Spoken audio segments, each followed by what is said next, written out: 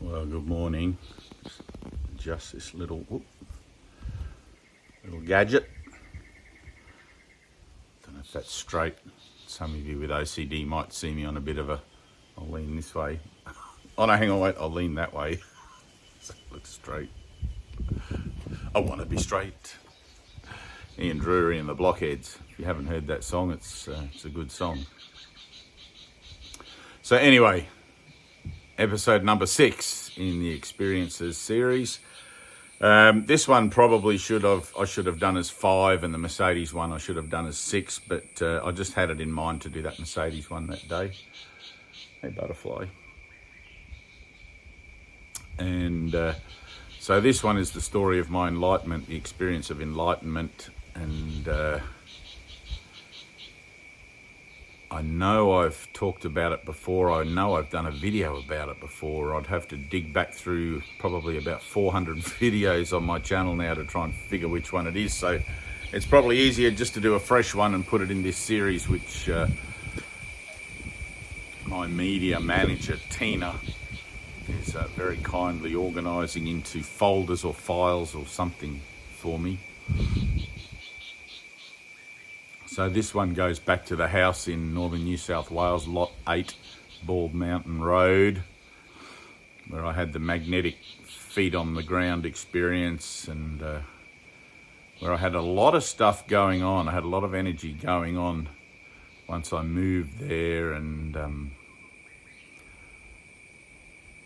kind of, I don't know, heightened awareness and all sorts of stuff like that. And I didn't know what was going on. I just thought I was going a bit more crazy than I was.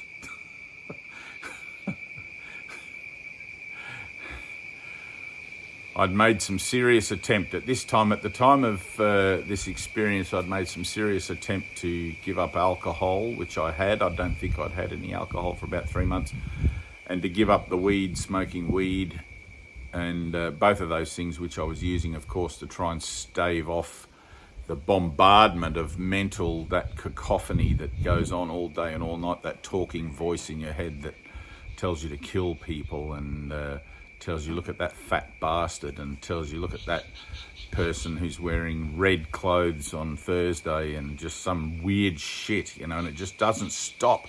And the closer you get to enlightenment, the weirder and the more vicious and the more meaningless and disgusting it gets. And don't be surprised that I'm telling you that, because we're all the same. We all we all have this ego thing, and I'd like to try and keep this singular. It's like I am the ego projecting out other egos, but I think it's somewhat easier to talk about it from the dualistic sense,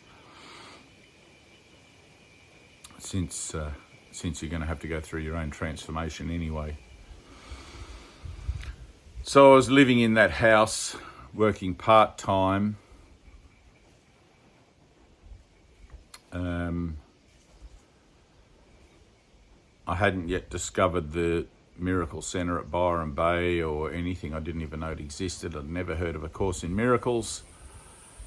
But I'd been reading the Sermon on the Mount and books like The Prophet by Khalil Gibran, going to the Hare Krishna community every Sunday for my lunch for a while there, and listening in and dancing and just joining in with anything spiritual that I could.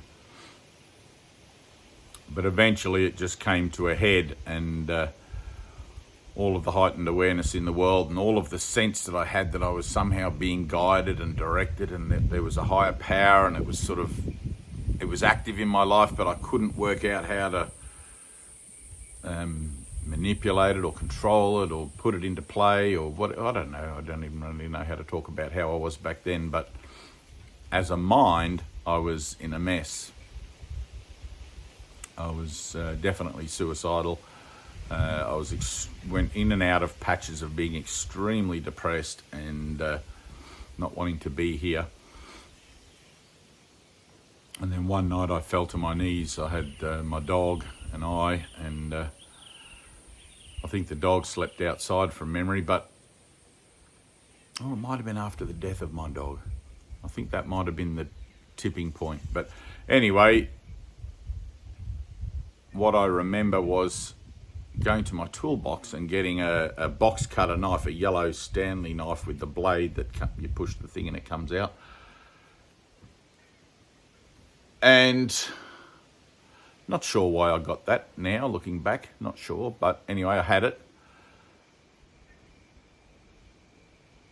And I fell to pieces in the lounge room. I had a complete mental breakdown in my lounge room that night, in my living room. And I remember I was fetal. I was on my hands and knees and fetal in the middle of the floor, and tears streaming down my face, and like in my guts was just knotted up completely. And I couldn't take one more day of my life. I just couldn't take any more of this yak, yak, yak, yak, yak in my head, where I would be walking down the street and judging the hell out of everyone and everything and myself. And I'm like, why, in my thinking, I'm like, why are these thoughts even in my head? Where are they coming from? I can't stand these thoughts. I don't want them. They just seem to pop in and just bombard me with this crazy, just mental imagery and stuff. It was just insane. And I fell to pieces. But there, amidst my thoughts of suicide and ending my life, because I had been walking a spiritual path and doing my best to try and figure things out, and not that I really knew what I was even trying to figure out, but trying to find meaning, I suppose, in my life. I'd been reading the Sermon on the Mount, right, which is the speech that Jesus gave to the masses. And it kind of made sense to me, and I'd wanted that in my life. I wanted to understand that more than anything and to be able to put it into practice. And I'd torn the Sermon on the Mount out of the Bible and threw the rest of the Bible away. I figured it was too hard. If I could just grasp the Sermon on the Mount, that would be a good start. If I needed to get another Bible, I could get another one later. And I was a complete utter mess, but I had been praying to God.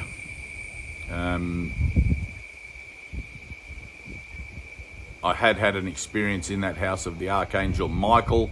I don't know if I'll put that experience into this series, because it was at the result of some magic mushrooms that I took. And so I don't really count any experiences where the mind is in an altered state because of an external catalyst to be true spiritual experience. They might be echoes of a spiritual experience, but they're not direct. They're not without some sort of intermediary, so I'll probably just leave that one out for now. It was quite profound and did have a big effect on me and caused me to get baptized, but on this particular night in question, I remember being on my knees and this prayer, this prayer came from nowhere. It seemed to cover every base I had. I don't even know how I put it together or where the words came from, but this prayer came from my heart, from the deepest, deepest place, where I didn't want to kill myself. I didn't want to die, but I didn't want to continue on like this. I wanted to be helpful. I wanted to make a difference in the world, because all I saw in the world was injustice and inequality. And I remember making this kind of funny deal with Jesus there in the midst of that dark, spiraling, God. It would have been an Oscar performance. It really would have. It was the end. It was definitely the end. I had nothing left to utter, no other prayer. But I remember making this deal with Jesus that I didn't understand the Bible, only the Sermon on the Mount, and I wanted to understand that more than anything. And I remember saying to him, if you want me to go and study the Bible, you can send me somewhere where I can study it, and I'll do my best. I'll I'll stay there until I get it. And I remember saying to him something along the lines of, I don't think I could study for 6 years, which was this seminary thing that I looked into at one point in my life. It was a 6-year course with the Catholic Church, and I'm not a big fan of the Catholic Church, but they do have a good infrastructure for a lot of stuff. So, and And I said to Jesus, if there was maybe a 1-year course. It was funny. It's like I'm in the dark night of my soul and I'm bargaining. It's like, what the hell? How tenacious is the ego? Right? I'm bargaining.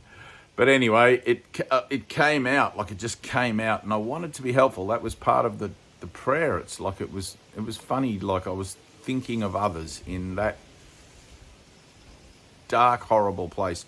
And in the course it says, God put the prayer of the heart there himself, that you will use to call out to him or something. And I'm damn sure that was it, because there was nothing else to come out after that. But it was it was a selfless prayer. It was a truly selfless prayer, and it was probably the most beautiful thing that had ever come from my mouth and probably ever will. I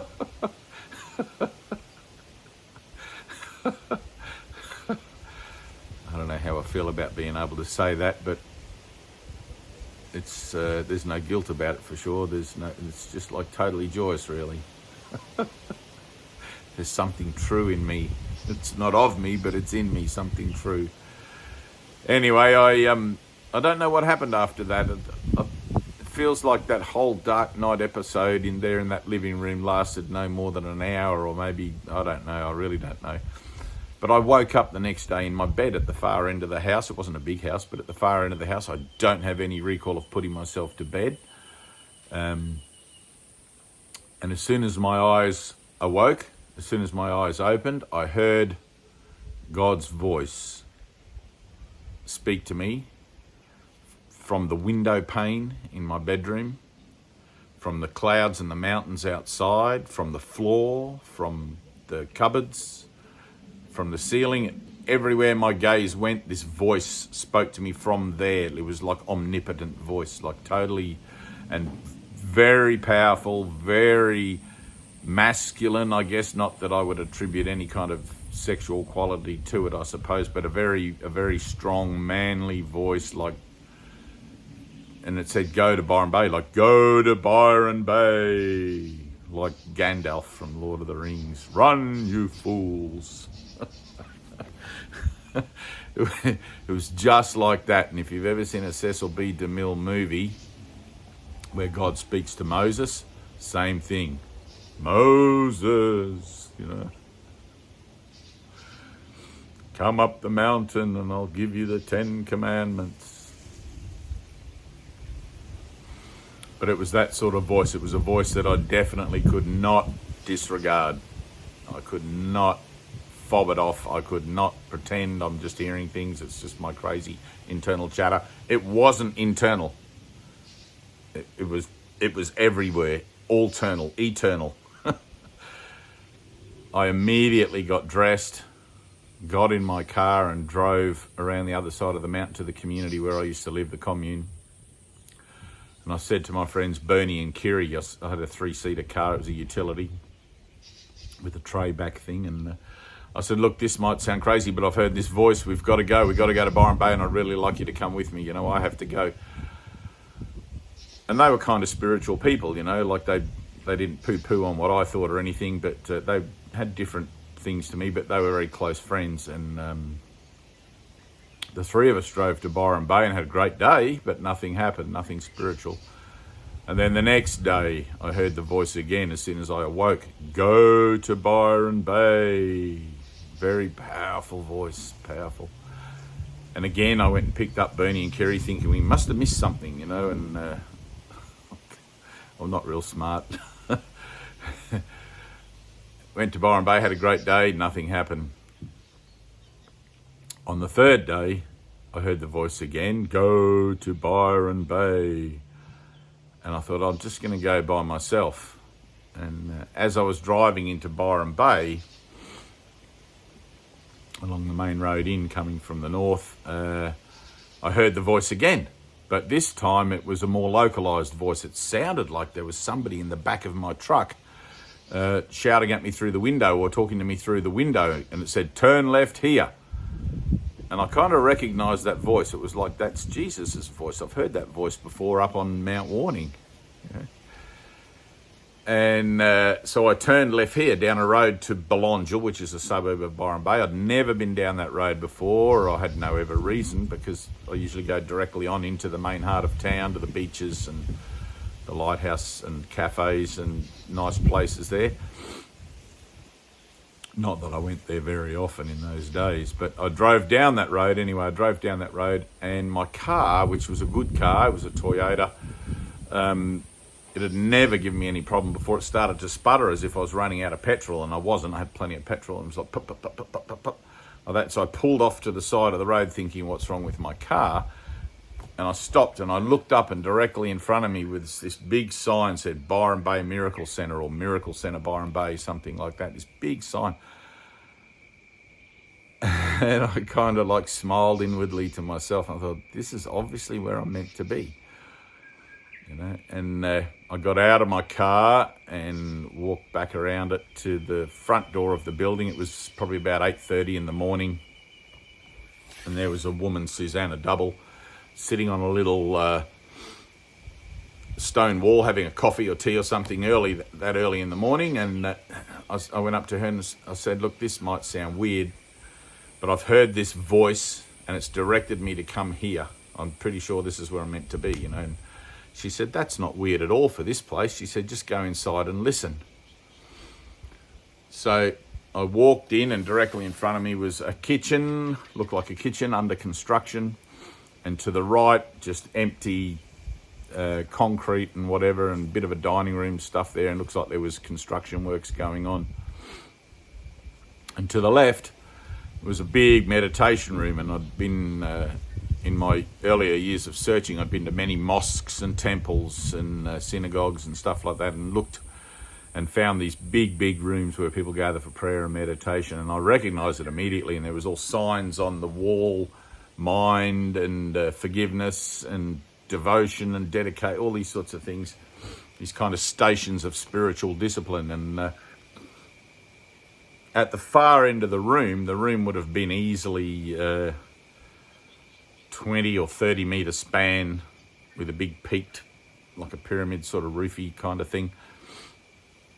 Blue carpet, and there was probably about 100 to 120 white chairs in 2 rows or 3 rows all the way around the outside of the room, and a big chair right in the middle at the front where I guess whoever was the teacher would sit. And I didn't know where I was at that moment, but at the far end of the room there was a single door and a big white wall, which was later knocked out and louver doors put in there at the time when I started going there. But on that day there was probably about half a dozen people reading the 20-minute book, which is the reviews of the first 50 lessons of A Course in Miracles, and they'd printed it off into these little booklets, and were reading it in the kind of a round robin sense of things. And that's something that I highly recommend to every Course in Miracles group. Always start doing that workbook activity, reading the reviews of the first 50 lessons of A Course in Miracles. Whenever you do a workshop, whenever you do anything, it just gets everybody straight into the same page, right in the same place, the same purpose, everything. It's incredible. But anyway, on that day I walked in, and I walked over towards the little group who were reading. I didn't get too close. I didn't want to interrupt, and but I stood within listening distance, and I was listening. Nothing I see means anything, and they were reading off all the preamble for that, and all these other lessons, taking turns, and they were all laughing. They were all laughing, and some of them maniacally laughing, like uncontrollable laughter at these what sounded to me like just sort of affirmations. And I'd read plenty of affirmation kind of books over the years. And there was one fella I was looking at, Bodhi, who'd had a stroke, and half of his face was all, that. And he was laughing and dribbling and whatever. And I started to look closely at everybody, and I thought, God sent me to the nut house. That was the thought I've got in my head. God sent me to the nut house. And then, which... probably appropriate given my state of mind, but in that moment, because I'd been practicing the Sermon on the Mount, trying to, and not judging, and trying to let go of judgment as best I could, which was incredibly hard, I made a decision. Oh, I'm judging them. I don't know what this is. Don't judge this. That was my thought. Don't judge this. I don't know what it is. And then in that instant, all those people disappeared, like vanished, as if they were never there. And then I could see the wall behind them, and then it vanished. And I could see the houses and the trees and the garden beds outside. And then that all vanished, and my body disappeared, and I was back in eternity. I was one with all things, as light in the light, I and he in me. And the voice, God's voice, spoke to me and said, nothing exists. And I said, what is this? I one with God, like, which, of course, I guess you cannot question reality because it's a singularity. With that raising of that question, I ejected myself, and I kick myself to this day. I ejected myself from that experience, and I found myself back in that room at the far end of the room, laying face down on the floor, and about half an hour had gone by. And when I finally stood up, there was about 40 people around me, all holding hands in a circle, all around me, waiting for me to reanimate this body, this vessel. And as I stood up, there was an older lady in front of me. I don't recall her name now. She would have been in her 80s. And I just felt love for her. My whole body was flooded with love, just washed. It was like, I don't know how to talk about it. It was like as if all of a sudden this giant whoosh of love just came through like a tidal wave. And I immediately went over to her and just embraced her. And then the next person and the next person and the next person. And there was other people sitting at the back of the room probably wondering what the hell's going on. I really don't know. And Greta, who was teaching that day, a Dutch lady, she was kind of like my mother hen. That was my awakening day. And she looked at me in the face. She had a very powerful commandment of her personage. And she looked at me in the face and she said, you are very, I can't do a very good Dutch accent, but she said, you are very powerful. She said, I've known people for 20 years trying to have that experience, and you just walk in and have it.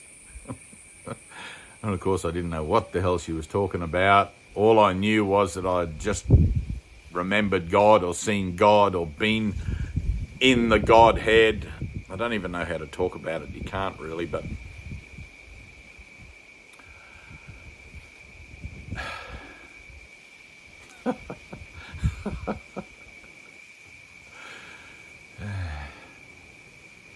no, eventually, if you go back and watch the video in the Experiences series, the one I did before this, I think it was number 5, the white Mercedes. It took me about a year to finally get rid of my house, and I just walked out of my house, but just to get my shit together to get there to Byron Bay. I kind of knew I had to be there. I didn't know why or what. My mind was on this kind of absolute God high for years, 3 or 4 years. I couldn't, still can't relate to normal people that want to just whinge about he said, she said, and all that crap. It doesn't make any sense to me anymore. But the ripple effect, I guess, of that awakening experience was that I couldn't stop laughing. For about 3 months, 4 months, maybe even longer, I would just find myself having these massive outbursts of spontaneous, uncontrollable and unstoppable laughter. For no seeming reason at all, I'd be somewhere and I'd just start laughing and tears would flow, and you would have walked past me in the street and gone, that guy's on something. But I wasn't. From that day on, I was completely healed of any addiction I had. I had no no desire or want for cannabis or for alcohol or anything. And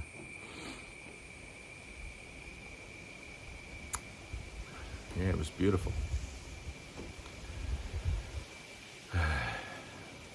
There are many subsequent experiences that sort of fall off the back of that one. I guess the enlightenment of the mind and the remembrance of God, the memory of God, and the realization that the Father and the Son are one is the most powerful experience you can ever have. the illumination of the mind, the memory of eternity. There's nothing beyond that. I've met people that have tried to tell me about interdimensional experiences, and they're not beyond that. There is nothing beyond God, because God is the creative source of all things, including interdimensional experiences, illusory or not. So the whole purpose of life on earth is to bring the mind to that point where it's willing to surrender, willing to give up, willing to serve, willing to take on board a new purpose, not of its own making.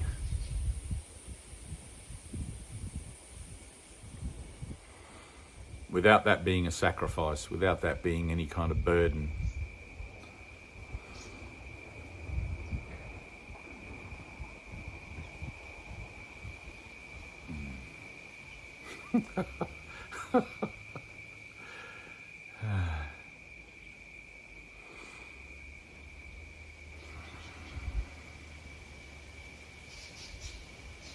Thank you, Father.